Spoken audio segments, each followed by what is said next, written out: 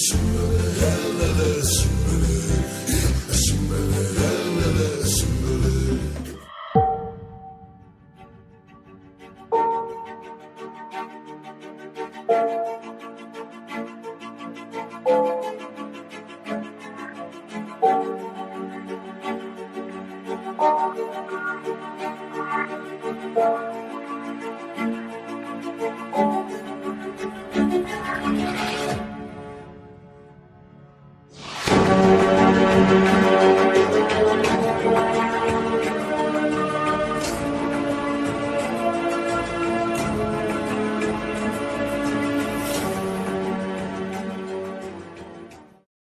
remercie les organisateurs de ces débats pour m'avoir associé à cette collaboration.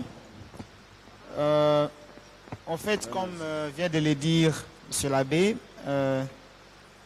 j'ai travaillé à la CENI d'abord comme juriste et vérificateur et ensuite comme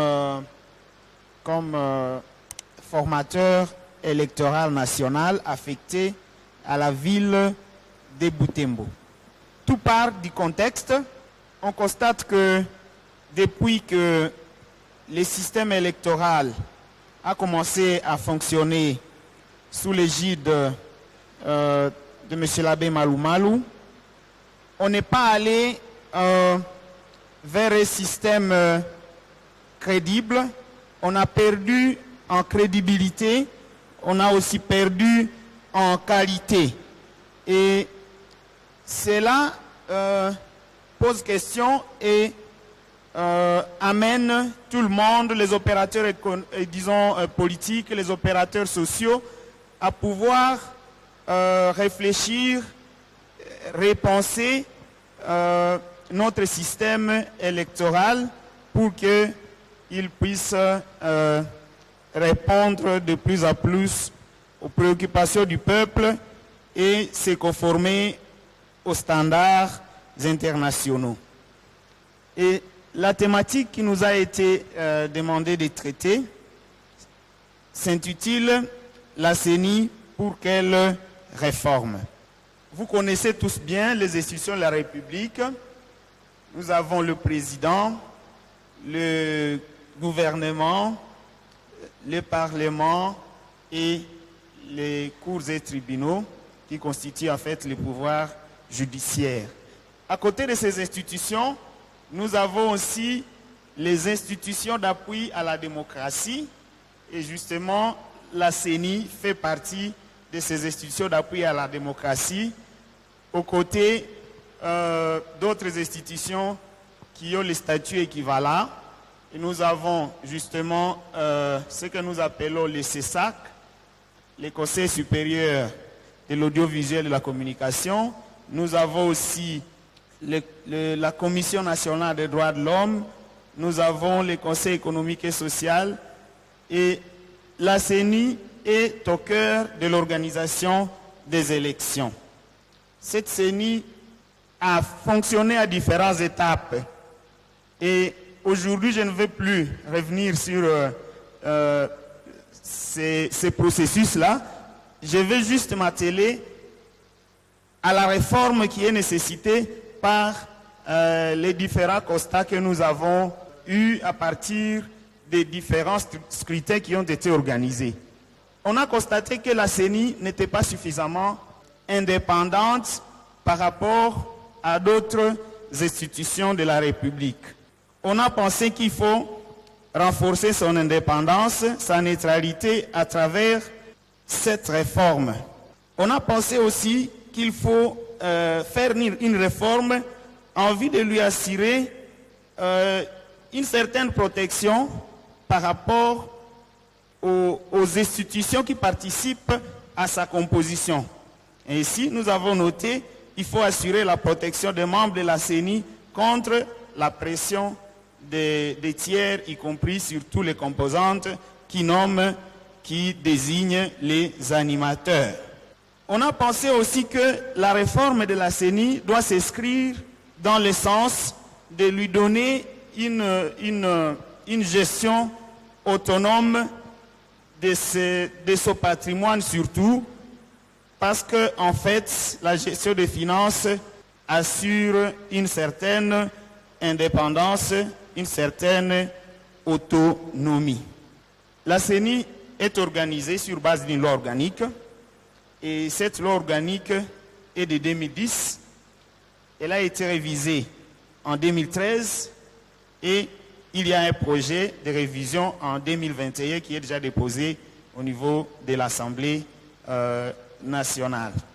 En 2010, la CENI n'avait que les bureaux. En 2013, il fallait avoir un bureau et une plénière. Et à l'époque, en 2013, la CENI était composée de 13 membres. Et dans le projet que nous avons, la CENI va avoir 13 membres. Cet élargissement de cet organe politique de la CENI pose question déjà. On se demande si c'est pour son efficacité ou c'est pour les besoins de l'inclusivité. On se demande si c'est pour assouvir la soif des opérateurs politiques. On va revenir sur toutes ces questions-là. Le projet de loi que nous examinons a des axes majeurs. Le premier axe de la réforme, c'est d'interdire aux membres de la CENI d'acquérir les biens de la CENI et de participer au marché public qui concerne la CENI. On a constaté que chaque fois qu'il y a des activités de la CENI, chaque fois qu'il y a de nouvelles activités, un nouveau scrutin, on est dans l'obligation de faire des marchés avec des opérateurs économiques et sociaux locaux, mais aussi avec des opérateurs étrangers. Et parfois, ce sont des membres de la CENI qui participent à ces marchés-là. Et ça pose des soucis. On se demande, est-ce qu'ils seront neutres dans cette activité? Et justement, dans la réforme, on voudrait que les membres de la CENI ne participent plus aux marchés publics qui seront organisés s'agissant des opérations de la CENI. Je voudrais aussi revenir sur l'exemple de la gestion des hubs ou des entrepôts de la CENI. Parfois, pour des besoins de logistique, on est obligé de vider les hubs ou les entrepôts, et c'est parfois curieux de constater que ce sont les membres de la CENI, les agents de la CENI qui achètent les biens de la CENI. Un autre axe majeur, ce serait d'interdire aux composantes qui ont nommé les agents de la CENI de les retirer, de les changer ou de les contraindre à démissionner. Une nouveauté, ce serait aussi, dans la loi organique, une sanction de déchéance. Une sanction collective de déchéance qui serait prononcée par les conseils d'État, ce qui n'était pas encore le cas. Parce qu'ici, il s'agit d'une sanction autonome, une action introduite devant les conseils d'État pour déchoir de manière collective ou individuelle les membres du bureau de la CENI. On voudrait que les membres de la CENI soient portés à 15 au lieu de 13. C'est aussi une nécessité pour répondre à la composition de la classe politique. Donc une composition qui reflèterait un peu l'atmosphère, la cartographie de l'environnement politique congolais. Alors, ici, nous avons proposé quelques dispositions modifiées. Vous voyez un peu l'article 10, ça porte sur la composition de la CENI. En 2010, ils étaient 7, en 2013, ils sont 13, et en 2021, on propose qu'ils soient au nombre de 15. En 2010, l'environnement était composé de la majorité de l'opposition. En 2013, la société civile a fait son entrée en jeu avec 3 sur 13.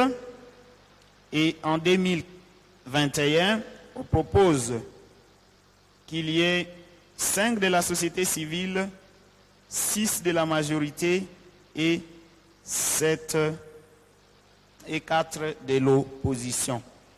On constate toujours qu'il y a un petit déséquilibre, que ceux qui sont au pouvoir voudraient bien, disons, être prépondérants dans l'organisation des élections. On voudrait que la société civile dirige pour sa relative neutralité. Donc la présidence est généralement accordée à la CENI, c'est ce qui est prévu dans la loi, disons à la société civile, c'est ce qui est prévu dans la loi. L'on peut critiquer cette composition en se disant, est-ce que la majorité et l'opposition ne devraient pas avoir un même poids politique, quitte à la société civile de les départager en cas de parité ou en cas de difficulté de décision. Une autre disposition qui a été modifiée, c'est l'article 14 qui va bientôt en fait être modifié. Alors, cet article 14 porte sur la fin du mandat comme membre de la CENI. Ici, si vous voyez bien, on a ajouté la déchéance collective ou individuelle. Elle n'était pas prévue dans les textes précédents. Je devrais aussi faire un commentaire sur la condamnation. Lorsque quelqu'un a été condamné pour une infraction intentionnelle, il ne peut plus être membre de la CENI. Et je voudrais dire que c'est trop généralisé parce qu'il y a des infractions qui ne troublent pas nécessairement l'ordre public, qui n'ont pas de rapport avec la gestion des affaires, qui sont par exemple liées à la vie privée. Et donc on devrait préciser les infractions pour lesquelles on devrait perdre cette possibilité de devenir membre de la CENI. D'autant plus qu'on peut même éteindre la procédure pénale en retirant la plainte. Donc ce n'est pas une infraction qui trouble l'ordre public. On a aussi proposé une modification d'autres dispositions, mais c'est plus des ajouts. Ce sont des modifications qui s'ajoutent à des dispositions qui existent.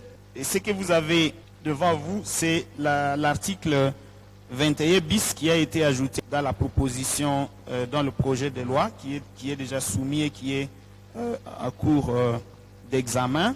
Interdiction d'acheter ou d'acquérir de quelque manière que ce soit, ni de prendre à bail un bien mobilier ou immobilier par les membres de la CENI. Interdiction de participer au marché public sous peine de commettre une infraction qu'on appelle délit d'initié. Et d'ailleurs, pour rappel, il y avait eu une plainte contre M. l'abbé Malou dans ce domaine des délits d'initié. Une plainte qui n'était pas fondée, bien sûr, et le ministère public avait classé sans suite. Ce délit d'initié consiste pour quelqu'un qui a participé à la conception des marchés publics, qui est censé avoir les informations sur l'organisation des marchés publics, de participer lui-même comme acteur de ces marchés, alors qu'il est censé détenir des informations, disons, qui devraient rester secrètes. Si cette loi est adoptée, eh bien justement, un membre de la CENI qui participerait à un marché serait poursuivi pour délit d'initié. Alors, l'article 24, qui concerne l'organisation du bureau, ajoute, tel que je le disais, ajoute une vice-présidence, hein, le deuxième vice-président qui doit appartenir désormais à l'opposition, et le premier vice-président qui est chargé de l'organisation du scrutin, qui devra provenir de la majorité. Je crois qu'on peut toujours discuter cette prépondérance de la majorité ou des gouvernants, de ceux qui sont au pouvoir dans la gestion des élections. Alors, je voudrais proposer ici quelques suggestions à intégrer dans la réforme à cours. Ce serait par exemple, disons, de mettre à contribution l'expérience et les matériels de la CENI. La CENI a déjà organisé l'enrôlement des électeurs. Elle a déjà organisé la révision du fichier électoral. Cette expérience peut être mise à contribution pour le recensement général de la population. Et ça n'a pas été intégré dans le projet. Il y a aussi le matériel de la CENI qui peut être mis à contribution.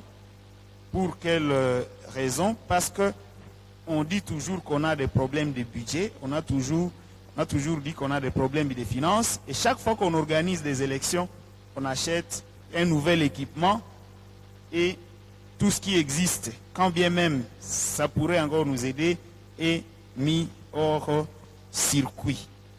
Et donc, à mon avis, il y a deux propositions, soit d'organiser les recensements par la CENI et non pas par les ministères de l'Intérieur, soit intégrer la CENI au sein du ministère de l'Intérieur et profiter de son expertise pour organiser les recensements généraux qui devraient être préalables aux élections qui vont venir. Une autre dimension à intégrer, c'est l'institution, disons, c'est la garantie d'autonomie, c'est donner plus d'autonomie à la CENI, en lui organisant un régime financier autonome. Pour le moment, la CENI n'a pas cette autonomie financière, étant donné que elle n'a pas de comptable, elle n'a pas un système d'ordonnancement des recettes et des dépenses qui lui soit propre. Ce système d'ordonnancement des recettes et des dépenses dépend encore du ministère, du gouvernement. Ce qui fait que pour mettre la pression sur la CENI, on lui prive des moyens. Comme ça, la CENI est obligée de fléchir un peu sa position afin de répondre aux sollicitations de ceux qui gouvernent. Alors, j'ai proposé qu'on puisse carrément intégrer la CENI au ministère de l'Intérieur pour des raisons financières et administratives. Ainsi, on pourra alors prendre la CENI comme un service technique du ministère du ministère de l'Intérieur, et non pas un organe presque à connotation politique de par sa composition actuelle. Donc la CENI devrait être plutôt constituée de techniciens, de technocrates qui sont là pour organiser les élections selon les normes qui sont édictées. Le président de la CENI a rang de ministre. Les 14 membres, pour le moment, les 12 membres ont aussi rang de vice-ministre, ce qui est très budgétivore. Si on doit comptabiliser les traits de vie du gouvernement qui composent une quarantaine ou cinquantaine de personnalités et qu'on doit encore y ajouter 13 personnes ou 14 qui ont rang de ministre ou de vice-ministre, je crois que c'est énorme. C'est vraiment énorme. Encore qu'à côté de la CENI, il y a d'autres institutions dont les animateurs ont des rangs équivalents. Ce qui fait que toutes ces institutions coûtent très cher au pays. On devrait réfléchir sur les rangs à donner à ces membres de la CENI, afin que l'on puisse diminuer leur trait de vie, afin que l'on puisse épargner encore quelque chose. Alors, j'ai proposé qu'il faut créer un ordonnancement financier propre à la CENI, dans la mesure où on ne peut pas l'intégrer au ministère de l'Intérieur, et cet ordonnancement ne devrait pas dépendre de l'exécutif. Voilà un peu ce que j'ai pu proposer comme réflexion à propos de la réforme de la CENI. Je dois rappeler ici que la réforme de la CENI est une nécessité parce que, tel que je l'ai annoncé, nous avons perdu en qualité et en crédibilité. Cela peut être remarquable au niveau du contentieux, au niveau de l'organisation du contentieux. En 2013, il y avait à peu près 16 000 recours et en 2018, couplé à 2019, parce que Béni Boutembo a voté à 2019, en avril, le contentieux est allé jusqu'à 94 000. C'est-à-dire qu'on a perdu réellement en qualité et à crédibilité, ce qui requiert justement une réforme de la CENI. Je vous remercie pour votre attention. Merci beaucoup, professeur.